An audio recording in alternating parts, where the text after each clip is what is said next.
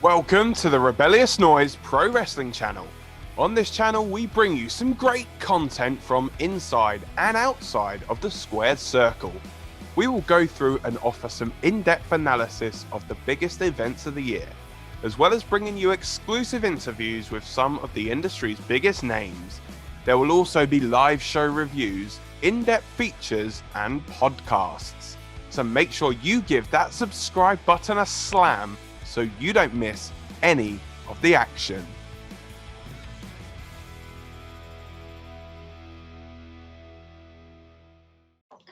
Hi, everyone. We all know why we're here, so let's just kind of get right to it. Before I turn it over to Tony, a favor to ask. We have a lot of friends here on the line today who want to ask Tony a question. We've got about 45 minutes or so. There won't be enough time for us under any circumstance to accommodate everyone, so we can kind of keep your questions concise and refrain from two-part questions. I'll give everyone the best chance to participate. So now, without further delay, it's my privilege to introduce to you AEW CEO, GM, and Head of Creative, Tony Khan. Tony, why don't you offer some opening thoughts, and then we'll open the line for questions. Hey, everyone. I'm so excited to be here as we are on the road to Revolution officially now. Thank you, everyone, for waiting. I really do appreciate it, and I value everyone's time on this call, and it means a lot, every single one of you that dialed in. I think generally most people here are big wrestling fans like I am, and I'm very excited for tonight. It's a big night. We have a big announcement to come, and there are a lot of big things in the future for AEW and pro wrestling in general. And tonight is a big part of it, and we're on our way to one of our biggest events we've ever had. Revolution always is a fun, great event, and I think... By the way, is anybody here an echo? Anybody hearing the echo right now? Hopefully it's not more tech issues. I got it, Tony. Yep. Thank you very much. I appreciate that. That was going to be a long afternoon if everything I heard was echoed. So thank you very much. And Revolution is always one of our best events. And I am very much looking forward to a great Revolution, and you're all a huge part of it. So thanks for being here today. All right. Thanks, Tony. All right. So we're going to do as we normally do. I'm going to name who's up first and then who's on deck. So let's start with Garrett Martin from Pace Magazine. And following Garrett will be Brandon Thurston from WrestleNomics. Garrett, you're Great. Hey, Tony, you mentioned the big announcement. I know that's just a few hours away, but is there any insight you can give us about it before the show tonight? I've kind of given hints. I probably don't want to say too much more before we go live on TBS tonight. I do think it's a major announcement. I think it will affect pro wrestling, and I think it's going to be awesome news for the fans and a lot of the wrestlers. And I'm really looking forward to it. And to be able to give that message to our fans on Dynamite tonight, it's a great pleasure, and it's exciting to have another reason for the fans to want to watch the show tonight, in addition to all the exciting things happening going into Revolution. So I'm sorry to lead off with not giving you probably what you wanted, but I do think we're not too far. Like you said, we're only hours away from the announcement, so I probably can't offer much more insight than I already have.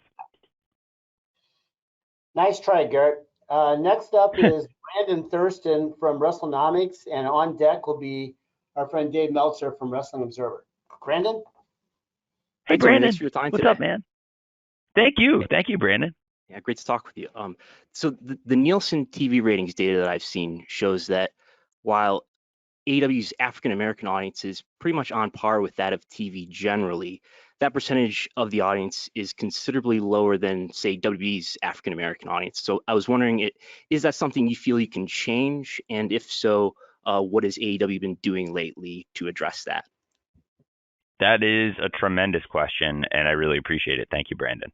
I have noticed that. I study the patterns very closely, and it's something I'm cognizant of, and an audience that we really do want to grow, and it's very important to us.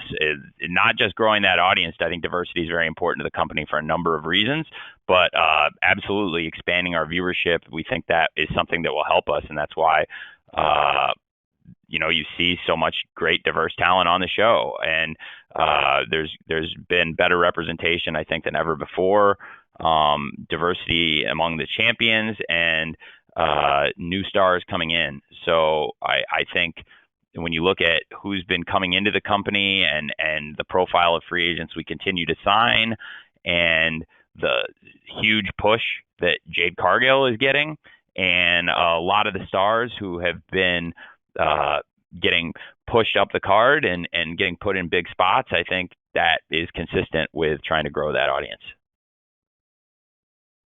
Okay, thanks, Brandon. Dave Meltzer from Wrestling Observer is next, and I'm going to follow that with a write-in from Jonathan Hood from ESPN Radio in Chicago. Dave. Okay, Tony, how you doing? I'm doing great, Dave. How are you, man? I'm doing great. So I actually wasn't looking for that, but he actually triggered something where if you want to talk about the same similar situation with women. But my question was more along the lines of 2023, 2020, late 2022 through 2023. Is there anything in your mind to peak the company when it comes time for the next television contract negotiations? Yes, there is definitely a goal to be as strong of a company or the strongest company we've ever been when it comes time to sign a new TV contract. And I think that could happen at any time if we were to renew, and I love where we're at, so that would be great. And I think that they're very happy with our performance. You know, certainly Dynamite has been so strong since it moved to TBS. Every single week since the premiere, we've been in the top 3 on cable, and we've had huge growth year over year with the move to TBS. And I think that we'll continue to keep a great audience for the next few years, and hopefully we'll be in the strongest position we've ever been in whenever it comes time to sign a new contract. Okay, thanks, Dave. So, Tony, here comes a write-in question from Jonathan Hood from ESPN Radio in Chicago, and I'd like to ask Amy Nemedy from WrestleJoy to be ready to be on deck. Jonathan's question is, other than the recently announced dates, do you foresee AEW emanating from other Western or Mountain Time venues, including Canada, in 2022? It's a great question. Obviously we have announced Double or Nothing coming to Las Vegas, and after Double or Nothing, our TV is coming through Southern California with Dynamite at the Forum June 1st, and with Rampage coming to Ontario on June 3rd, and we'll be at the Toyota Center for that event. And I do look forward to hopefully doing more shows on the West Coast and the Mountain Time zones. We have been to Denver in the past and Salt Lake City before the pandemic, and I think there are more opportunities to get out and travel.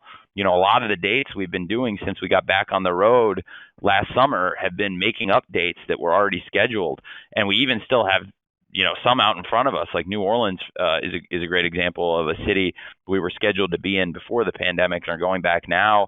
And there are still some others that we had planned to hit before that we're going to go back to that we never made it to. And I would love to go back and hit some of those cities as soon as we can. So yes, that is definitely a goal for us. Fantastic. Thanks, Jonathan, for the write-in. Amy Nemedy from WrestleJoy is next, and she will be followed by Greg Oliver from Slam Wrestling. Amy, you're up.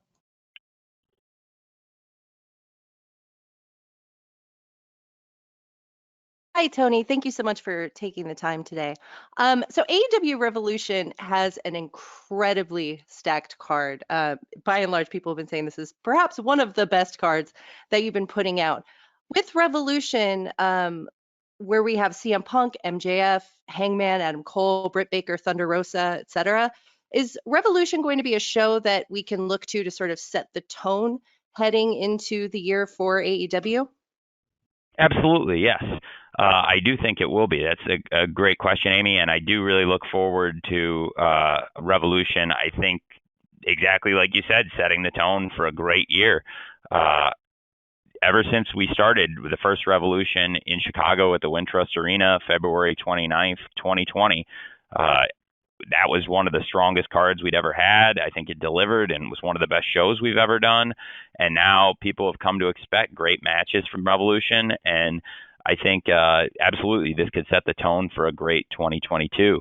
And it's awesome to be, back on the road in Orlando, in a city where there are so many great hardcore wrestling fans, and also a great travel city where people can come, and there's a lot to do, a lot with AEW, obviously. We got dark taping tomorrow and the Rampage live show on Friday, which is going to be a great card, and I've got more to announce for it that people don't know about yet.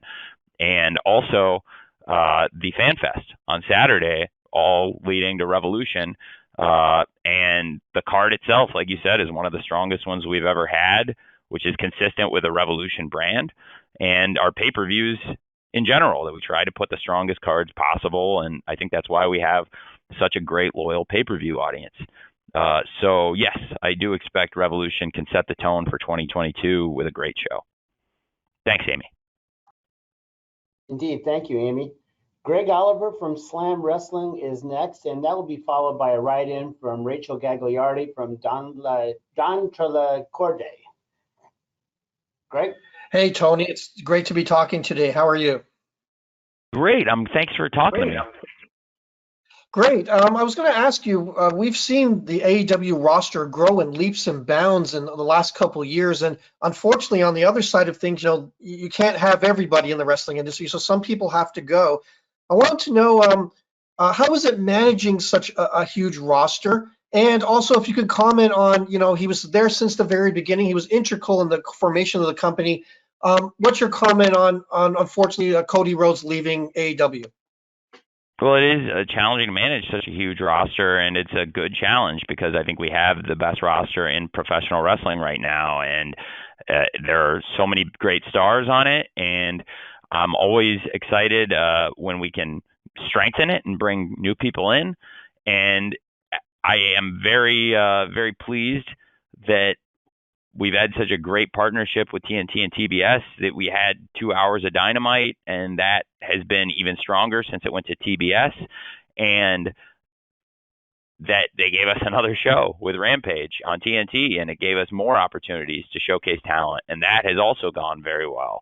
And we've consistently been one of the strongest shows in our time slot, sometimes the strongest show in our time slot. And it bodes really well for us, and I think could mean more opportunities in the future for the roster we have. And in the meantime, there's so many great talents to develop, and constantly looking within for people ready to step up. And then you asked about Cody. It was very sad to see Cody and Brandy leave AEW, and I've gotten asked about it a number of times, and I haven't said much, but what I do have to say is positive, and I really appreciate both of them and what they did for us as we got started, and through the growth of the company, and wishing them the best. Thanks, Greg. Okay, now we're going to do a write-in here from Rachel Gagliardi from Donna Tralacorde. Rachel asks, we finally have Dr. Britt Baker against Thunder Rosa for the AEW Women's World Championship, a clash between two amazing performers. And I was wondering what we must expect from this match, and especially from the future of the women's division after what we could already call match of the year. Well, I think you can expect a great match from them. It's been a great rivalry, and I expect that the two names will be closely associated together. Certainly in recent wrestling history, they had the PWI Match of the Year, and many people have called it the Match of the Year. I was on Busted Open Radio earlier. Dave LaGreca said it was his favorite Match of the Year, too. And a lot of the fans have come up and mentioned it as one of their favorites. So the Lights Out match they had was a classic. I think this is another chapter in a great rivalry, and I'm really excited to see now, finally for the championship, Dr. Britt Baker defending the title against Thunder Rosa. It's a huge match, and it means a lot. And when you look at the history between the two, it means that much more. Thanks, Rachel. And as I was practicing how to pronounce Donna Tralacorde, I forgot to ask Mike Johnson to be ready from PW Insider. So, Mike, you're going to be next, and following Mike will be Chris Mueller from Bleacher Report. Mike, you good to go? I am good to go. How are you guys doing? Great, Mike. How are you, sir? I'm good. So our good friend Greg Oliver in Canada took my 2 questions. So I will ask this one, which we always get, especially from younger readers, including my son. What are the plans at this point to start to get the library into a streaming service, whether something that's self-produced by the company or perhaps HBO Max, which just announced they're going to start doing some live sports? We constantly hear from younger, and when I say younger, I mean 20s to early 30s readers who don't want to be trapped into watching something on a DVR and just want to stream something on their phone. Is there any inroads made or any update on AEW having past content or current content streaming where they can find it on devices or a streaming service? Well, that's a great question. Thanks, Mike. I get asked that a lot myself too. I've been asked it several times today and in the past week. It's absolutely something that we're looking to do. I can't say much more about it right now, but absolutely we work with one of the greatest tech companies and one of the greatest content companies in the world, with Warner Media, and they're constantly growing their library and their offerings, and there would be, I think, great opportunities working together on that potentially.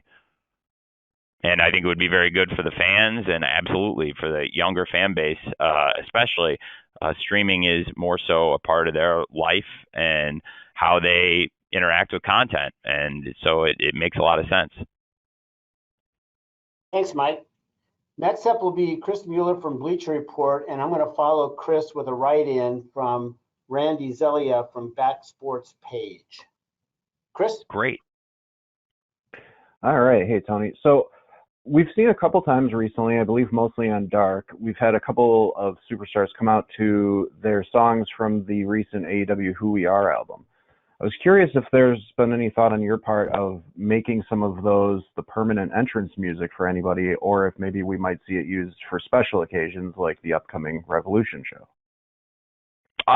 I'm leaving that to some extent up to the wrestlers themselves, especially because I think those are great tracks and they're examples where I think they're great songs to tell the stories of the wrestlers, but then there's other examples where they're great entrances. Some people have wanted to use them as their entrance and other people have not. So I'm taking it on a case-by-case basis. So that's why it's a really good question, Doc. For example, we were at the Dark tapings and we experimented with Will Hobbs, which is using his song off the album, which is a great song. And he came out and he said, I really liked it, but in the future, I think I'd like to use my original song, the Powerhouse Hobbs song. And he felt like he gets a big pop and he's established it. So he loves the song off the track, but he also would probably for the arenas and the matches use his original song. And then there are other people who really would like to use it, I think, as their entrance theme going forward. And we're going to literally, as we were about to get started here, I heard from Scorpio Sky that he was interested in using his as his entrance and experimenting with that. And so we're going to do that. And there are a number of other wrestlers who have tracks on there, and I'm open to using them, so it's on a case-by-case basis, I think. And one of the most important things is that the wrestlers themselves feel good about what they're walking out to. In general, I've never asked anybody to walk out to a song they don't feel good about. I don't think it makes any sense, and it's not sustainable. So I hope that makes sense and kind of answers what you're looking for, Doc. Thanks, Chris. Coming up next here, I'm going to read a write-in question from Randy Zelia from Back Sports Page. Following this write-in question will be Stephanie McGee from Digital Spy. Tony, Randy asks, how difficult is it to manage this roster, knowing you only have a set amount of hours each week? It's a great question. I kind of touched on it earlier. That's why getting Rampage was so huge for this company, because as we were expanding and signing more great talent than we've ever had, it came at a perfect time for AEW Rampage. And now we built a really good audience on Friday nights where we're consistently number one, number two, one of the top shows in that time slot, 10 p.m. Friday nights Eastern time. And that helped tremendously. And I think we get more wrestlers on TV, and it's helped us feature a lot of the stars we have and also develop young wrestlers. So it is always challenging, and I think it was challenging when it was 2 hours, and now we have more great wrestlers and 3 hours, and it's still a challenge, but it's a great thing. And the strength of the roster is good. Believe me, you'd much rather have a very strong roster with a lot of depth and challenges trying to utilize people than, be very thin. During the pandemic, especially at the beginning, I was working with a very thin crew and did the best I could to make the most of what everyone contributed. And those people did a lot for us, and they did great. And I'm very grateful to have a very deep crew now. Thanks, Randy. Okay, Stephanie McGee from Digital Spy is next. Stephanie will be followed by Connor Casey from Comic Book. Stephanie, you're up. Hey, Tony. It's Stephanie Chase. How are you? I'm well. Thanks for joining us today, Steph. I wanted to ask, as you were saying earlier, it's another stacked card, and this is something I know I've asked you before previous pay-per-view, but can you talk a little bit about putting together the match order for this one? We know we've got the world title match, Adam Cole and Adam Page, but also something as big as the Punk MJF dog collar match, how you've kind of worked out where something like that should be placed. Well, it's a great question. It's always challenging putting the card order together. I think this show with so many great matches is probably the most challenging ever, but it's going to come together, and it's going to be a great wrestling pay-per-view. Bell to bell, the thing's going to be stacked start to finish, and it's as much awesome action as you can get in 4 hours, and I think everyone hopefully will get their money's worth. And I expect it to be a great show, and the match order is definitely something to put a lot of thought into that I always think a lot about. And for this show in particular, it's going to be challenging because we have so many great matches on the card, but it's, again, same as what I was saying about depth earlier. That's good. You want to have a really strong card where you need to think about the order. And so that's one of the reasons I'm so excited for this show. I think it's as deep and strong of a wrestling card as we've ever put together. Thanks, Stephanie. Following Connor Casey, I'm going to take another write-in question. So, Connor, you're up next, and then I'll have a write-in to follow. Connor? Hey, Tony. Appreciate you taking the time. You guys announced the Double or Nothing will be taking place at Las Vegas's T-Mobile Arena rather than the MGM Garden Arena like you did previously. Is this a sign that you guys are targeting bigger venues for your pay-per-views going forward? Well, it is. I think we're still looking at a variety of venues, but I think that's a great venue for us. It's a premium pay-per-view, and I think absolutely looking at big venues. And T-Mobile is a top modern sports venue, and I think we had been at the MGM Grand, and that's a big venue too, and it's one of the biggest ones we've ever run. T-Mobile is a little bit newer and a little bit bigger, and I think we were looking forward to the challenge. So in this case, yeah, absolutely. Okay, thanks a lot, Connor. I've got a write-in question here from Eleanor Line from Eleanor Wrestling, whose question is probably the same question a lot of others have. Are there any plans for AEW to come to the UK in the near future? Well, that's another great question, and I don't have the exact dates. It's absolutely something I'm looking to do. Nothing I could officially announce today, but in particular, Craven Cottage is a venue where I would love to bring AEW. It's my favorite place in the world, and I can only imagine how happy it would make me to bring two things I love so much together in AEW and Craven Cottage, and for worlds to collide. I just think it would be really special. Jim, I'm not trying to draw you into this and knock you off your moderator duties, but I know you love the Cottage too, and it's just such a special place in the heart of the Fulham family, and I just think it would be really cool, and I would love to bring the Fulham family and the AEW people together. I think it would be neat. But I would also love to travel throughout the UK, and I have traveled extensively in England and the UK. I've driven pretty much all over the country of England, going to away matches and business meetings as the general manager and director of Fulham football. And so, absolutely, it's something I really want to do. I just can't officially announce anything to you all today on that. I can announce other things today, but that's not what I'm going to get into today exactly. Well, thanks, Tony, and I totally agree on Craven Cottage, home of top of the table Fulham Football Club and Skyvet Championship, heading toward promotion.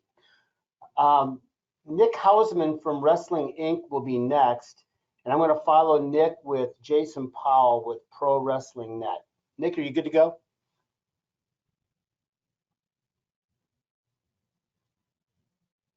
Hey, can you hear me now? We can. Hello? Okay, wonderful. Hi, Tony. Hey, what's up, Nick? Not much, Tony. This call's what's going on right now. So I wanted to ask you about Jeff Hardy. He got caught on camera saying he was going to be heading to AEW. There's been a lot of teases, it would seem, about Jeff coming to AEW. Should fans consider it a foregone conclusion that Jeff is AEW bound? I don't think anybody should consider it a foregone conclusion. I do really like Jeff a lot. I think Jeff is still obligated to another company here for at least several more days. But at some point when Jeff is free and clear, I would love to have Jeff in AEW. Jeff is a friend of mine. I really like him very much, and I think the world of him. I have a lot of respect for him as a wrestler, and he's also a very nice person. And I think he would fit in very well in AEW, and we would love to have him potentially. Thanks, Nick. Jason Powell from Pro Wrestling Net is next. I'm going to follow Jason with Carol Montez from Caro Taro. Hey, Tony, how are you? Well, how are you? Doing great.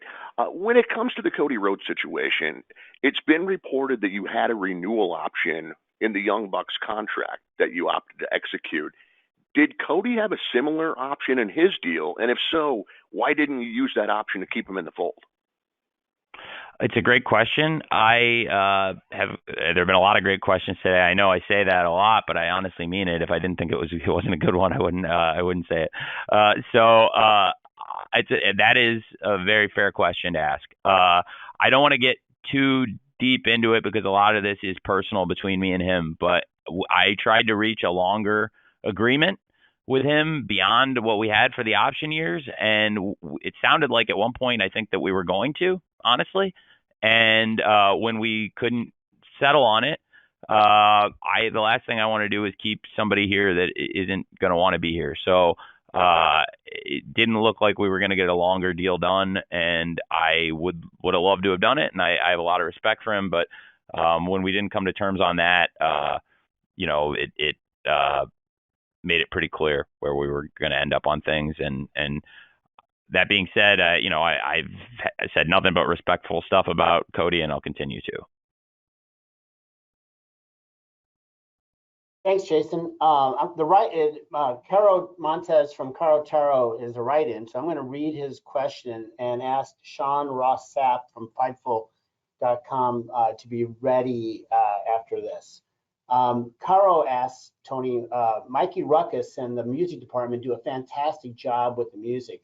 Do you plan on hosting a concert this weekend showcasing AEW music? Do you plan on doing more events like this for fans in the future? And what do you have in mind to maintain fan engagement? That is something we are doing. There's a concert this weekend. Mikey has composed so many great themes and performed a lot of these themes, and it's a great chance for him to go play live for the fans, and they'll get to hear these themes live for the first time with Mikey playing them, and he's done so great writing some of these songs, and I just think it's a great opportunity for the fans to have a good time and do something different and let loose. And it's a very different experience going to a concert than going to a wrestling show, but this is kind of a mix of the two worlds, and going to have a good time at the concert, but still with your wrestling friends and doing something wrestling related on the road to Revolution, this big pay-per-view weekend. And I really, I just think it'll be a lot of fun. So I think that for fan engagement, we made those songs available online, and some of them have really caught on and become hits. We've had a great interest in the new Keith Lee track, for example. Adam Cole's song has been the #1 metal song and the #1 rock song on iTunes, which is awesome for us. And it bodes really well for Adam Cole and for our music department. And so Mikey does a great job, and I think we'll continue to put out more great themes. And for staying engaged with the audience, I think these are great events, and we're trying to put more different things on the pay-per-view weekends, like the Fan Fest and Mikey's concert, different things to make the pay-per-view weekends feel special. Something I don't know if I've mentioned to anybody, this might be the first time I'm breaking it, here in Jacksonville right now is a content creator who I really like, RJ City. I think does a great job developing content, and I'd seen him doing some stuff other places.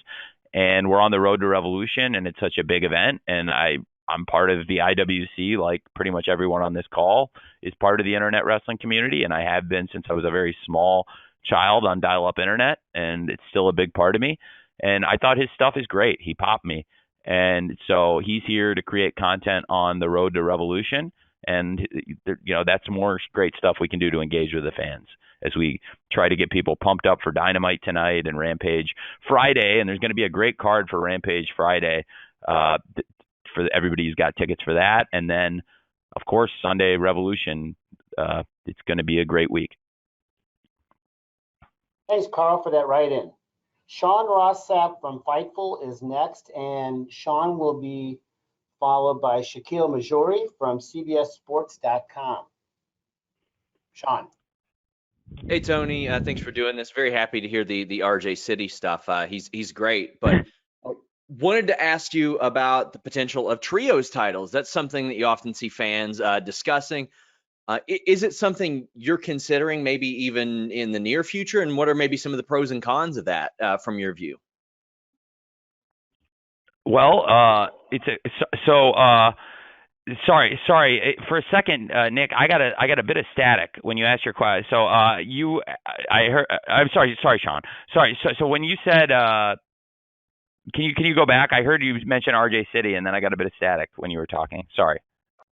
Yeah, a lot of fans have asked about trios titles. Or have you considered bringing? Okay, that's what you said. Sorry. Yeah.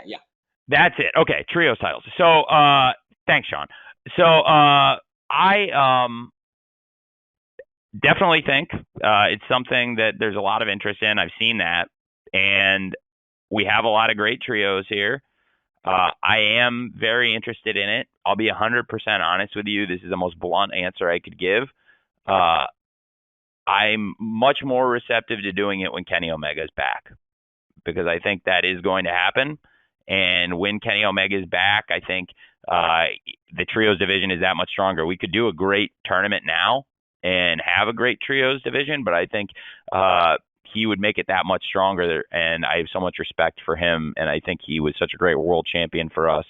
And I think we could have by far the best trios division anybody could put together, with how strong our roster is and how many trios are already together and have experience working together. And I would love for Kenny Omega to be a part of it. I didn't expect to answer that question, I didn't expect to answer that today. But since you asked, and it's such a good question, Sean, I'll give you a really blunt answer, man. Hey, thanks, Sean. Shaquille Majori from CBSSports.com is next. Shaquille will be followed by Will Washington from Grapsody. Shaquille? Hi, Tony. Thank you so much for doing this today.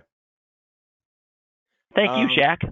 Yeah, man. Good to hear from you. So very quickly, just MJF delivered, a promo for the ages on last week's Dynamite. Can you tell me a little bit about the trust that goes into trusting talent to tackle that sort of subject matter with such honesty but such poise? And then I think generally there's a belief that MJF is a once-in-a-lifetime talent, but how much did that promo sort of reinforce that belief on your end? Well, again, it was working in sports. You work with extraordinary people, and MJF is one of the most extraordinary people. He has a talent, and he has a number of talents. He's a very well-rounded pro wrestler, which means he's got a lot of different talents that it takes to be a well-rounded pro wrestler, because you need a number of skills to be that, and he has them all. And again, when you're in professional sports, you get to work with extraordinary people, and you watch them do extraordinary things, and it becomes almost routine. And I never take for granted the extraordinary things they do. And so I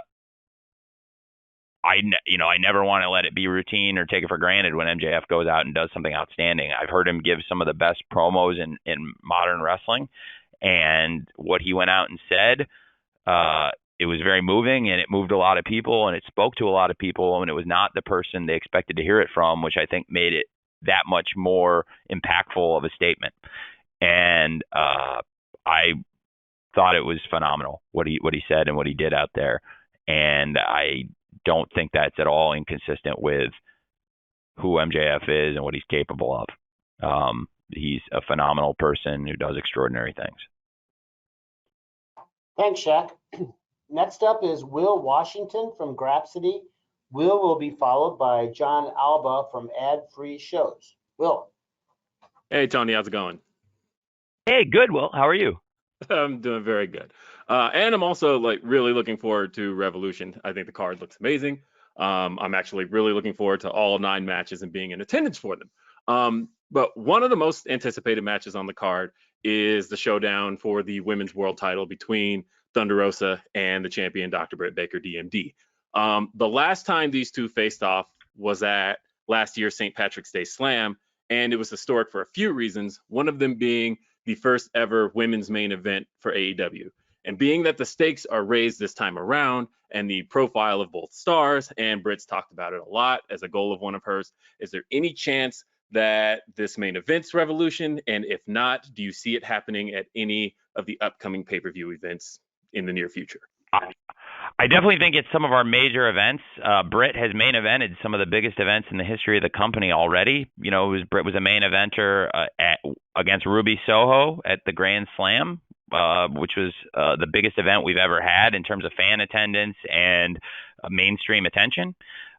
Britt was the main event of the first St. Patrick's Day Slam against Thunder Rosa. They were the main event, like you said, in that historic show, and that was the first ever Dynamite women's main event. And then the first ever Rampage episode, Britt versus Red Velvet in Pittsburgh, was the main event of our first show we ever had, and that was a world championship match also. So she has main evented so many of these huge shows, and time again she's delivered. So I have worked on the card order, and right now that is one of the key pivotal matches in the card.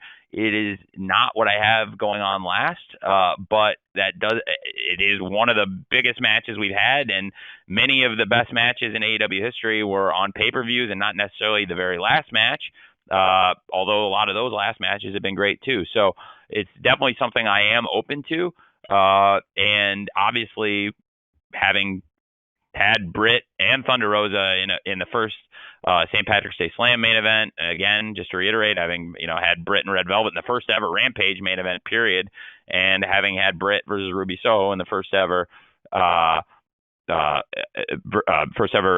Grand Slam main event, and then also Britt versus Riho in the first ever Battle of the Belts main event. So a lot of these signature cards, we've seen Britt defending the title, and now this is the toughest test I think she's faced as the champion or as a pro wrestler. It's a huge match.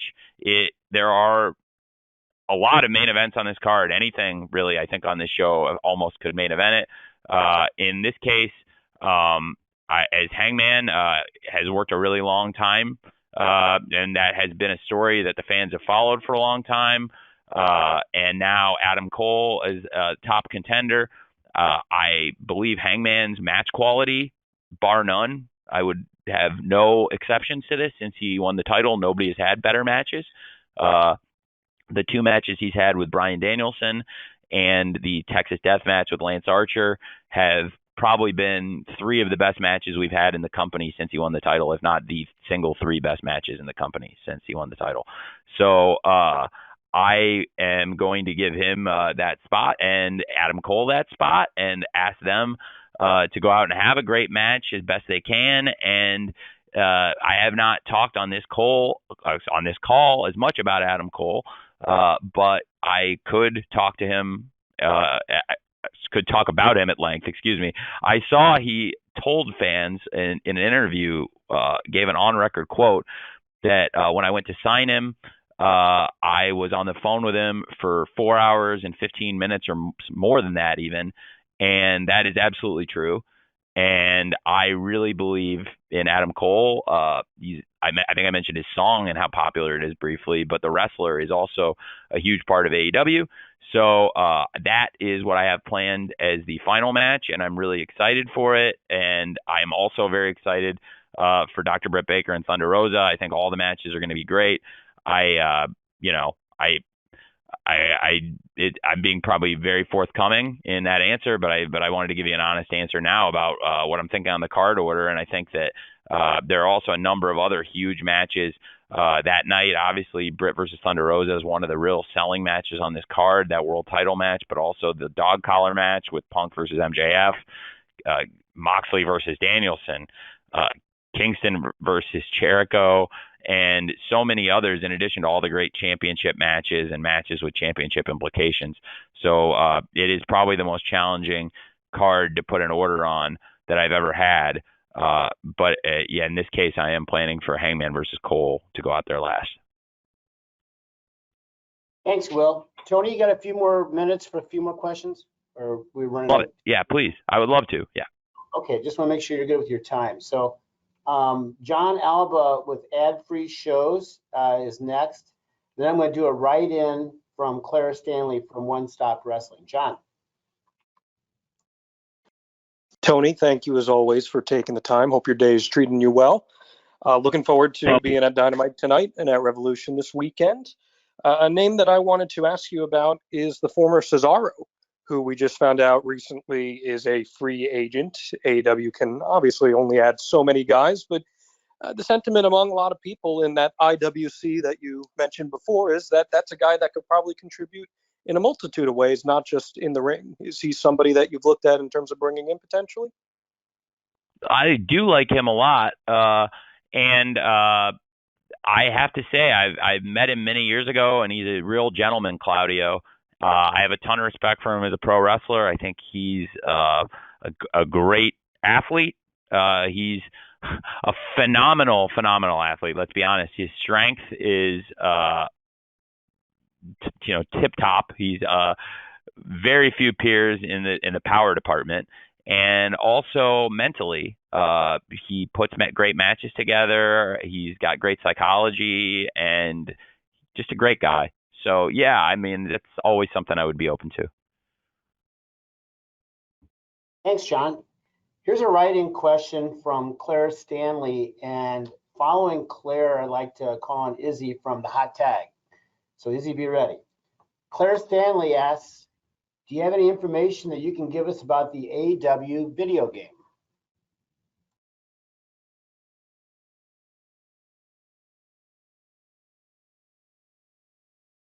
No, sorry, Jim. I had a bit of static on the line. So what about the video game? Sorry, Jim. Just, do you have any update that you can share with everybody? Update. Got it. Sorry. Yes. I don't have any specific updates other than that they're working every day on it, and people were recording voice tracks this week. I think at AEW Dark, we'll be recording some content. So anybody who's at Dark, you may end up in the video game as doing some chants. We'll be asking the crowd to give us a hand there, getting maybe even with some people who aren't there, getting their chants in the game. Just that'll be a lot of fun. And we're plugging away. So the console game is still on track, and I'm hopeful that we'll be able to give more updates on it soon. But it's been a major investment, and it's something that really is looking to pay off in a major way for us, I think, with all the interest in it. Thanks, Claire. Okay, I'm going to go with Izzy from the Hot Tag, and we're going to complete today's session with Bill Pritchard from WrestleZone. after Izzy has her moment here. So Izzy, you're up. Hi, Tony. How are you? Hey, I'm great. Iz, how are you? I'm doing great. Thank you so much for asking, and thank you so much for taking the time today. I'm really excited to be talking to you. Now, this is the first major pay-per-view without Cody Rhodes being a part of AEW. We know the huge impact Cody has left on AEW, so does the roster and even yourself feel pressure to fill that void without the American Nightmare being present? No, I don't actually, because I've done a few pay-per-views without Cody on them, and they were both very successful. And I really love having him here as a huge part of the company. But the biggest pay-per-view show the company ever did, he wasn't on, was All Out, and the previous year's All Out, he also was not at. And he's a huge part of the pay-per-views he has been on. But I know we can do a really good pay-per-view without him on the card. But he's also great when he's been on the cards. So in that sense, no, I don't, because actually All Out, I think, is probably the best show we ever did. And in every show I think we ever do will be compared, I think, to All Out is probably all around as strong an event as I've ever been a part of. So I will miss him very much in a lot of ways, but in terms of feeling that pressure to put on a great pay-per-view, I don't feel that as much because we've done that. Okay, thanks, Izzy. Last, certainly not least, is Bill Pritchard from WrestleZone. Bill, you're up. Hey, Tony, how are you? I'm great, Bill. How are you? Good. Earlier today, you had some really kind comments about Orange Cassidy on Busted Open. You used the phrase net positive despite somewhat of a mixed reaction from some groups. And I just wanted to know, another example of maybe somebody in that category is like a Danhausen. And I just wanted to know if there's a huge difference between those two guys, Bill. There's a huge difference between those two guys. They're both very, very engaging people. But when you compare the two people, they both have huge social engagement. They're both, so there's similarities. There are definitely similarities. But in the ring, if you watch them enough and the work of the two people, I think they're very different wrestlers, if that makes sense. Yeah, I think that's fair. And, I'm a fan of both myself. But what I was going to ask is there a way that you can see using the net positive as sort of a metric going forward for talent in the future, whether it's, somebody like one of those guys or just on a broader scale, just using that just to try to evaluate potential free agent signings? Yeah, man, for sure. I think in general, that's how you look at it, is what they're going to add to the company. I think, almost any wrestler of any repute and experience is going to have some fans, hopefully, and they bring them with them. And you're looking for somebody that's going to bring a lot of fans, and there may be some people that have detractors, and that is not always a bad thing. And I think so in that sense, they are very similar. The reason I jump on that is because like the point I made earlier today, in that interview, is when you talk about like in-ring ability and what the guys do, I think they're very different wrestlers, Orange Cassidy and Danhausen, and the way they approach the matches. They both have a lot of fans, a lot of kids that love both of them, a lot of young audience that responds really positively to them. And I think that's why there is some appeal. That's why I think they're good together. But I also think that, there's just a lot of differences. And so that's why I think that it's a good fit, because they complement each other very well. And Orange Cassidy, no matter what anybody thinks of him, has had a lot of matches that have done really big TV ratings, and has delivered in big match after big match after big match. And Danhausen is somebody who's got a huge audience already. Before he came to AEW, a lot of people really like him. And so comparing the two of them, I think, is apples and oranges. But if you're asking, which you are asking, if I'm using that kind of net positive as a good barometer for how I think somebody can affect the company, yeah, that's a great question, man. Absolutely. And it's an ever-changing barometer. I think one of the points I was making earlier on Busted Open, I think most people probably did not hear it, was that they asked me something that surprised me from the beginning of AEW, and I didn't know how popular he was going to become, Orange Cassidy. And one of the reasons that I've given him as much of a platform and as much TV time and big matches as I have. Obviously, he brings an audience, which is the most important thing, and he consistently delivers numbers for us. But also, it's because I really care about wrestling and good wrestling. And even if you don't like his tactics or his psychology, he can go. And he's a gifted athlete and a very gifted wrestler when he wants to try, so to speak. And that is kind of some of the stuff I was saying about him.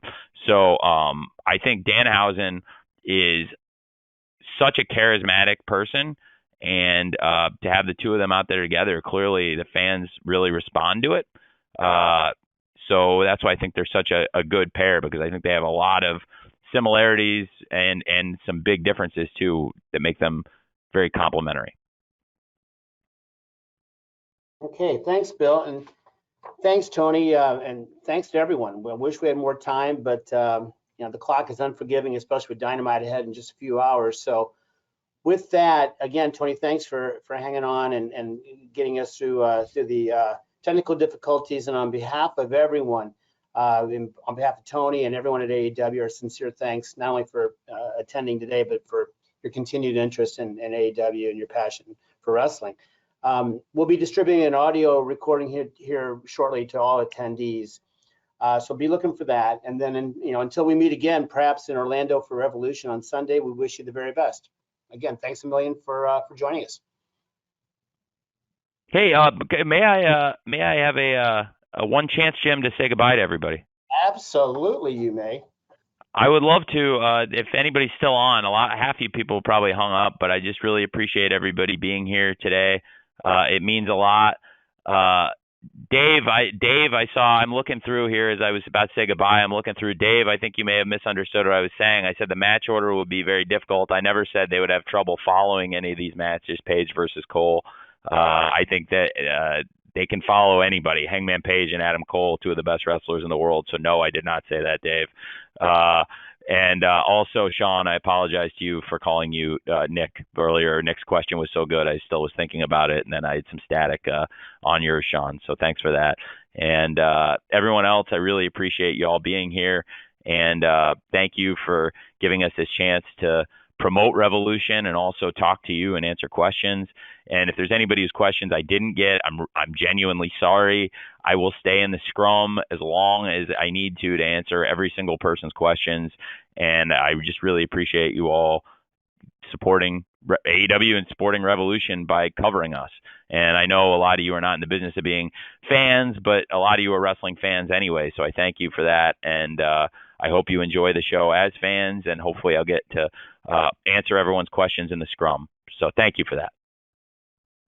Thank you, Tony. And thanks again, really, to everybody for joining us. This is always a great tradition for AEW ahead of the pay-per-views, and we always look forward to it. And so again, on behalf of Tony and everyone at AEW, 1,000 thanks for all you do.